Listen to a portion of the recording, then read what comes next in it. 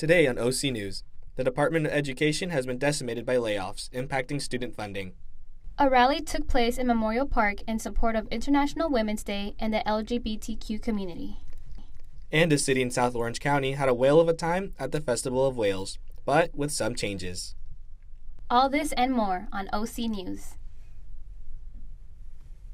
This just now in tech news. The first responder on the scene. There's been a lot of collaborative efforts I feel over the years. blessed to be here in Fullerton. Brought to you by the Broadcast journalism students at Cal State Fullerton. OC News starts right now.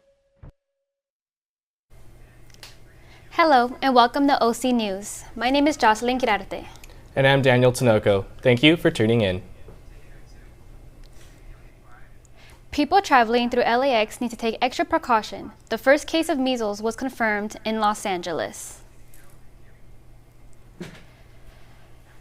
A case of measles has been confirmed in a Los Angeles County resident who recently traveled through Los Angeles International Airport. This marks the first confirmed case of measles in an LA County for 2025. According to the LA County Department of Public Health, authorities are now working to notify passengers who may have been exposed in specific areas aboard a China Airlines flight, which arrived in Los Angeles on March 5th. The fate of the Department of Education is uncertain. What does that mean for students here at Cal State Fullerton? Here is Hope Ferris with the story. A lot has changed since President Trump took office. Federal agencies have been decimated by layoffs, and now it's the Department of Education. Even if it's useful for achieving those goals or has some other purpose that we like. So we'll be getting rid of anything you can say Congress didn't explicitly authorize. Yeah.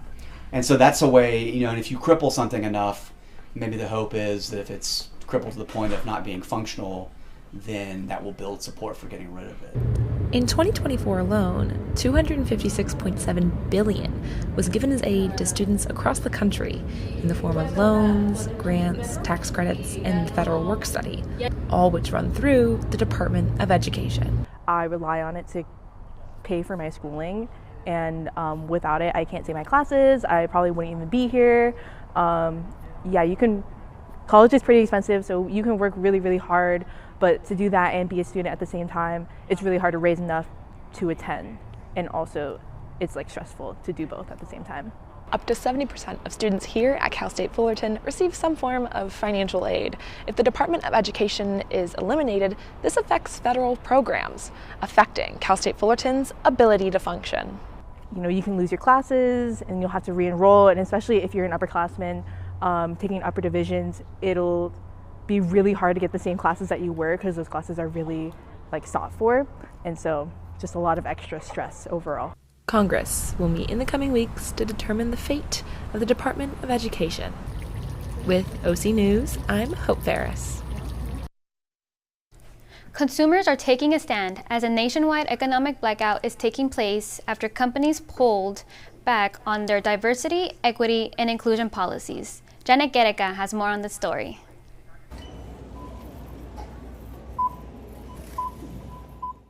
President Donald Trump's push to end all federal DEI programs led to major companies like Walmart, Target, and Amazon to eliminate their diversity initiatives. I think it's really wrong for these companies to shift on such a large margin of their consumers just over a few policies, because it's detrimental to themselves as well as to communities who supported them for such a long time. Consumers, including Titans, are no longer buying from big brands who rolled back on DEI, refusing to spend money online or in stores to prove that their wallets have power. I recently stopped shopping at Target. I used to rely on Target to get everything because it had the most resale products and stuff like that. But now I just take my business elsewhere. Since the removal of diversity programs earlier this year, these companies experienced a decline in sales, causing their stocks to fall. It shows that people prefer justice and equality over a soft drink or over a certain superstore. Something like that, it sends that message. In the upcoming months, during a series of planned boycotts, purchases should be limited to household necessities such as groceries. Shoppers should also prioritize buying from local vendors, and shopping at small businesses. They don't want to tolerate any disrespect, and that they're really serious about showing that they don't agree. Buyers will continue to oppose companies that remove diversity policies, as they won't shop where they're not wanted. Reporting for OC News, I'm Janet Wareka. The release of an important voice against the Hamas-Israel war is being called for following his arrest over the weekend. On Wednesday, protesters gathered in support of Mahmoud Khalil, a prominent Palestinian activist demanding his release. Khalil is being represented in court after his arrest this weekend in what appears to be an attempt by the Trump administration to deport him. Khalil's arrest by ICE in New York stemmed from his involvement in protests against the Israel-Hamas war at Columbia University last spring. Coming up, President Trump's tariff plan has caused prices in the U.S. to skyrocket, from groceries to gas prices and car sales. Reporter Andrea Restrepo has more on the story. This is Andrea Restrepo, and today we'll be talking about how everything is going up in price, such as energy, gas prices, car prices, dairy, and food at the grocery markets. We'll be getting different people's perspectives, such as some students and faculty members, on the topic. The newly imposed 25% tariffs on vehicles imported from Canada and Mexico could lead to price hikes, ranging from $3,500 to $12,200 per vehicle. This substantial increase is due to higher assembly costs resulting from the tariffs. With the average cost of new vehicles already at $48,118 as of January 2025, these tariffs could push prices to $52,500 or higher, making vehicles less affordable for many consumers. Gas prices could go up by 20 to 50 cents per gallon. The tariffs are going to cause the gas to go up because other countries are not going to want to sell to us because we're raising the prices up really high, which will make life here kind of unaffordable. You know, some people they agree, some people they said maybe in a 6 months we're going to get better result, or, you know, nothing's going to happen, it's going to get worse. Some people they said that 2025 it's going to be the worst because everything is going to go sky high. Notably, egg prices have already surged by 53% over the past year. The USDA's Economic Research Service predicts that retail egg prices will increase by 41.1% in 2025 due to the ongoing bird flu outbreaks affecting the U.S. egg supply.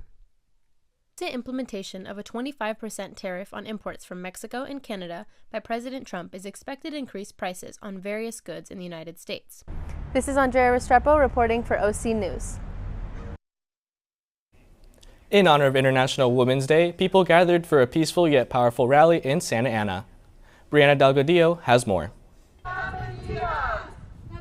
Demonstrators gathered at Memorial Park on Saturday to celebrate International Women's Day, sending a clear message calling for an end to President Donald Trump's agenda. It's now more than ever we need to make our voices be heard. So I think it's a day to really sit with that, to know that our existence is resistance. The protests remained peaceful, filled with music, chants, and calls for justice. Speakers expressed their concerns about policies they believe threaten their rights and freedoms. Right now with the Trump administration, it means we're standing up, we're fighting back, we're not going to let them take away our rights, and we're going to actually further our rights.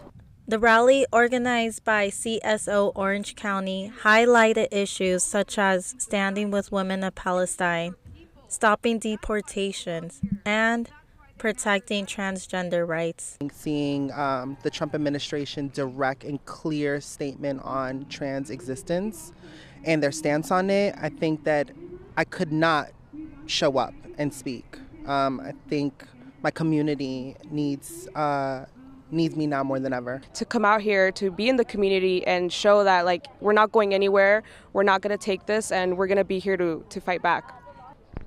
People are demanding action and vowing to keep fighting for women, immigrants, and the LGBTQ+ communities. Join an organization such as CSO Orange County and get informed. If you want to be somebody and you want to go somewhere, you better wake up and pay attention, because we on the Titanic, honey. Many plan to keep the momentum going with future rallies. CSO encourages everyone to stay involved and taking action in their communities. This is Brianna Delgadillo with OC News. Coming up after the break, we will talk about how Southwest Airlines is putting an end to their free checked bag policy. And details on the sports going on around campus. All that and more when we come back. Stay tuned.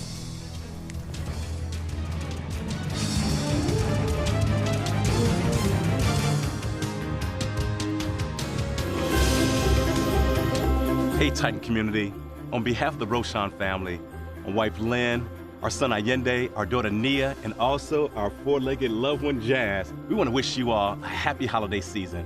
There's no better way to bring this season in than with a little Titan spirit.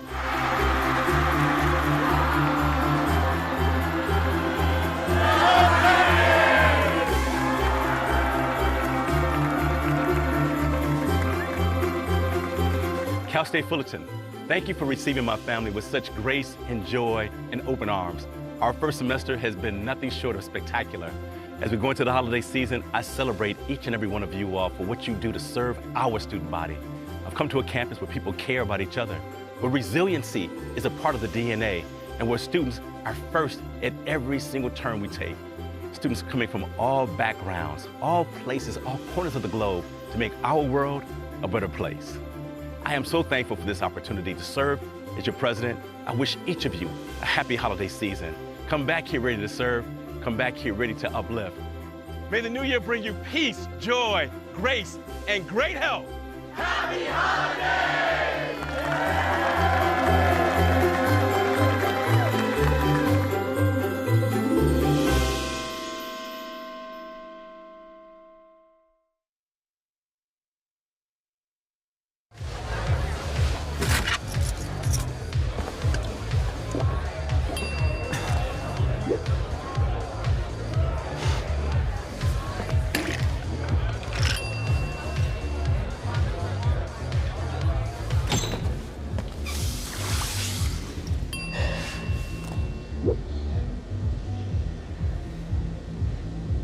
If you need to do something to feel okay to drive, you're not okay to drive. Don't drive buzzed. Southwest is making new changes for their airline and ending a beloved policy, which may make travelers drop the airline in favor of others. Southwest Airlines' free checked bags is coming to an end. The air carrier is scrapping its most recognizable perk, just months after ditching its open seating policy. On Tuesday, the company announced it will start charging for flyers' first and second checked bags beginning on May 28th. However, members of Southwest's A-List loyalty program or those traveling on a business fare will be exempt from fees. This development comes amid calls for leadership changes and operations overhaul to boost profitability. NFL free agency kicked off earlier this week with some explosive moves, but they are not the only thing that has been explosive in the world of athletics. Titan Sports has also been doing damage of their own. Our sports anchor Gavin Sanders has more details on that. Take it away, Gavin. Thanks, Jocelyn and Daniel. There's no such thing as a pause in sports during the year. With winter sports like basketball and hockey winding down, spring sports like baseball are just now kicking off. Let's get into it. Starting off with some news about the NFL. Free agency kicked off 2 days ago and money is being thrown around like it grows on trees. Let's take a look into it. After the Philadelphia Eagles won the Super Bowl, teams have been paying players colossal-sized contracts everywhere around the league. The Bills locked down their franchise quarterback Josh Allen after 6 years, paying him $330 million with $250 million guaranteed. On the other side of the ball, Myles Garrett becomes the highest-paid non-quarterback in the league after threatening the Browns with sitting out next season. He'll be locked in for 4 years and $160 million. Other teams and players are making big splashes around the league, with teams spending a total of $4.72 billion so far, and we are only 2 days into free agency. I can't imagine what type of money guys like Lucky Sutton and LaMarcus Sick are going to reel in when they get to the league. Let's take a trip from the gridiron to the diamond and check in on how our very own Titan baseball team is doing. After a winless road trip in Cal Poly San Luis Obispo, our baseball team came home for a revenge game against USC, who beat them earlier this year at Goodwin Field. The Trojans made some noise in the top of the first, scoring 3 off Fullerton pitcher Chad Gurney, who wasn't able to finish the first inning. The Titans struck back in the first with a 3-run big fly from Matthew Bardwell, who has been a force to be dealt with all season. As the Trojans and Titans would throw punches, the next few innings, the Titans would get the last laugh with a 6-run 7th inning that would propel them to enact revenge, 11-6. And we can't forget about this highlight play from Matthew in left field. After finishing the Judy Garland with 2 upset wins against nationally ranked programs, our softball team bust down to La Jolla to take on the Tritons. Our softball team swept the UCSD Tritons over the weekend with big-time showings from our dominant pitching staff, Leanna Garcia leading the charge as always, and Eva Hurtado ending the weekend with a mercy win. On the offensive side of the ball, it continues to be a team effort with a lot of small ball included. The softball team continues their great season with a 16-9 record and a 3-0 conference in record. Our very own Natalie Lozano was named Big West Player of the Week after her stellar showing against the Tritons, which included a home run. That's all the time we have for sports. I hope you guys had a great time talking some ball. Thank you all for listening. Back to Jocelyn and Daniel at the desk. Titans are uplifting the community with a special fundraising event. Today is Titans Give Day for Cal State Fullerton. This fundraising initiative unites the community to support scholarships programs, sports teams, and other university classes. To donate, visit titansgive.fullerton.edu before midnight. Men's mental health is often overlooked, but one local event is creating a space for open conversations with a sweet twist.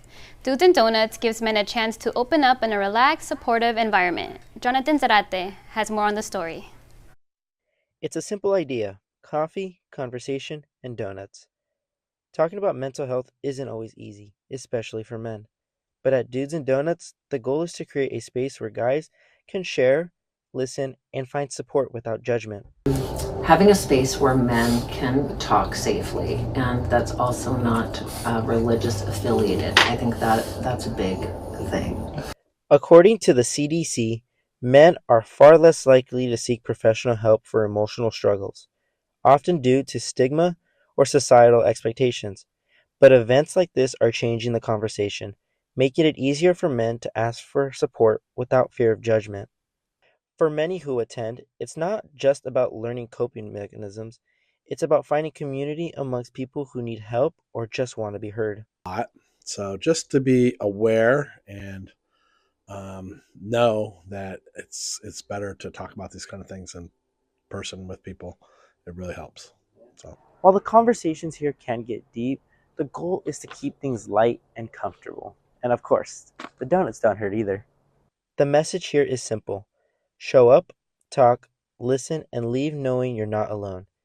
It is a great way to connect and support one another. Dudes and Donuts meets every Monday at 7 p.m. at High Hopes Counseling in Fullerton at 118 North State College Boulevard, Unit B. This is Jonathan Zarate with OC News. After a short commercial break, details on what has been going on in the entertainment world. And some changes had been made to an annual whale festival in South Orange County coming up next on OC News.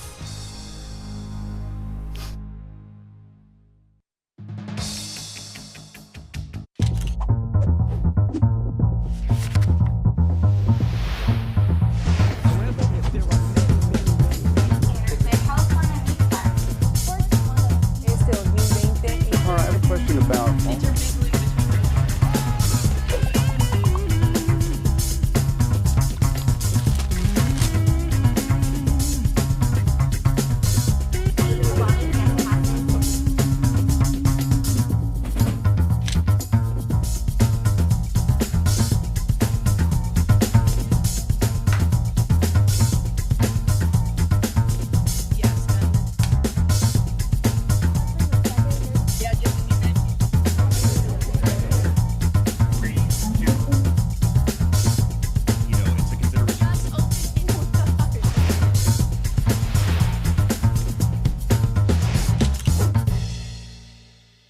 What does it take to discover the greatness within you? It takes resilience. When I first got to Cal State Fullerton, I felt lost. Then I found my community. It was like a caring family cheering me on. I wasn't sure about being a chemist. My professors showed me I could. People believed in me here, and I learned to believe in myself. Discover the resilience within you at Cal State Fullerton. Hey world, I have a quick message. It's about safe driving. All right, let's go. Anytime you're driving, have the seatbelt buckled tight. Both hands on the wheel and your phone out of sight. When not in your hand, trying to text somebody back. Because if you do, your car might get smacked. The moral of the story, just put your phone down. The people on the road will stay safe and sound. Put your phone down, put your phone down. People on the road will stay safe and sound. Yeah.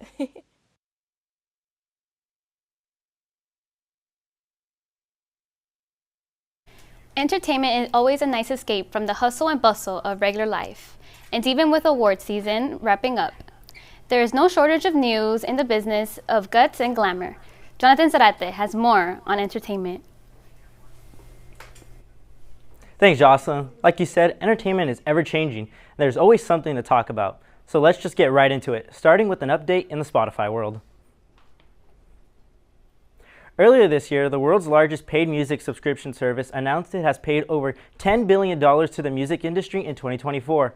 Now, in its annual Loud and Clear Music Economics Report, Spotify is sharing more details on how it supports artists and the broader music industry. The streaming giant reveals that nearly 1,500 artists have earned more than $1 million in royalties from its platform. Additionally, Spotify reports that music publishing rights holders received a total of $4.5 billion over the past 2 years, with the payouts reaching a new high last year. New names have emerged in one of many sexual assault lawsuits against musician Sean Diddy Combs. Influencer and comedian Drewski, along with NFL star Odell Beckham Jr., have been named as defendants in a lawsuit filed on March 7th. The lawsuit brought by plaintiff Ashley Parham alleges that Drewski, Beckham, and others participated in 2018 assault alongside Diddy. Both men have denied any involvement with Drewski, calling the accusations a fabricated lie, stating that he had no ties to the entertainment industry at the time of the accusations. Beckham responded similarly, dismissing the allegations as stupid and expressing confidence that his name will be cleared. Drewski has acknowledged attending Diddy's parties but denies any wrongdoings. Beckham, who was playing for the New York Giants at the time, has also been linked to the past parties hosted by Diddy. These allegations come as Diddy remains in prison. The rising star is making history. Billboard has named Doechii its 2025 Woman of the Year, cementing her status as one of the most influential artists of the moment. The honor comes just 1 month after Doechii won Grammy for Best Rap Album, making her only the third woman to ever receive the award. During her emotional acceptance speech, she acknowledged that the significance of the moment and how much this means to her. Now Billboard is recognizing Doechii for her impact on music and culture. She will officially receive the award at the Billboard Women in Music Awards on March 29th. Doechii's breakout album, Alligator Bites Never Heal, was also named one of 2024's best albums, including popular songs like Denial is a River, Nissan Altima, and Catfish. With the latest accolade, Doechii continues to solidify her place in the music industry. That's all for me and the entertainment world this week. Now back to Jocelyn and Daniel at the desk. This past weekend, the city of Dana Point was brought together by an annual festival. Justin Rosette has a story. Every year in the first weekend of March, the city of Dana Point hosts its beloved Festival of Whales, the longest-running whale festival in the world.